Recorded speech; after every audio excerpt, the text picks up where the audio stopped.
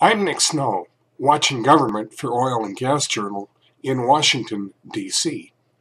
The single biggest oil and gas question for 2014 may be whether long-cherished U.S. policies and assumptions can change to reflect surprising new realities. The fact that it's also going to be an election year isn't encouraging.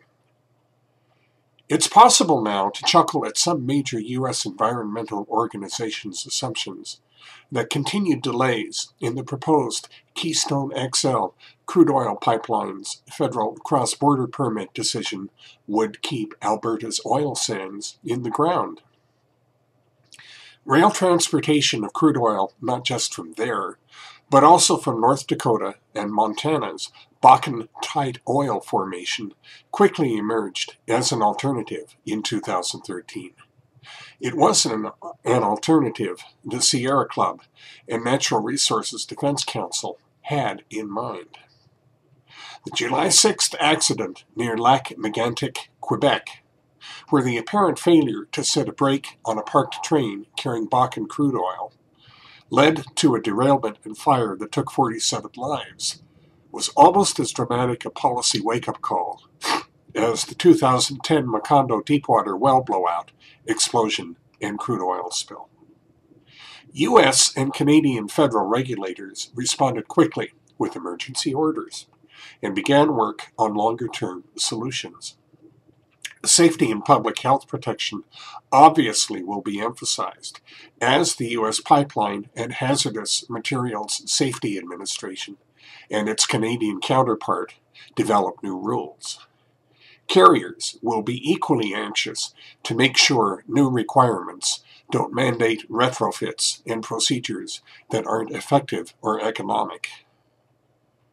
Potential development of previously inaccessible supplies also will increasingly compel oil and gas producers to deal with local consequences as well as global climate change.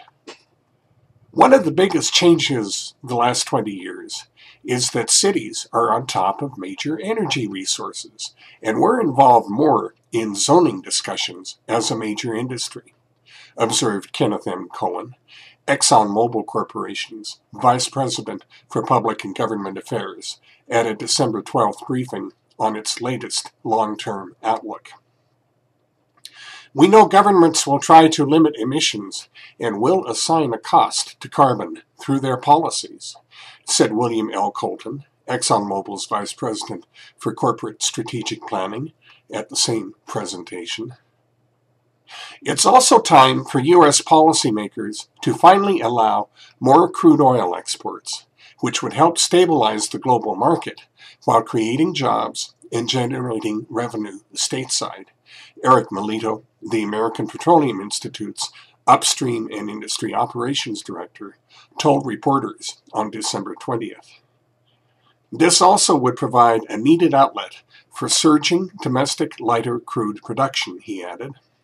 The U.S. has long been a refining powerhouse, but our capacity is largely designed to accommodate foreign heavy crude, Melito said.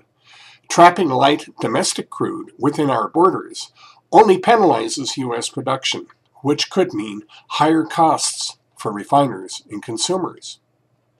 That's Watching Government for this week. In Washington, I'm Nick Snow for Oil and Gas Journal.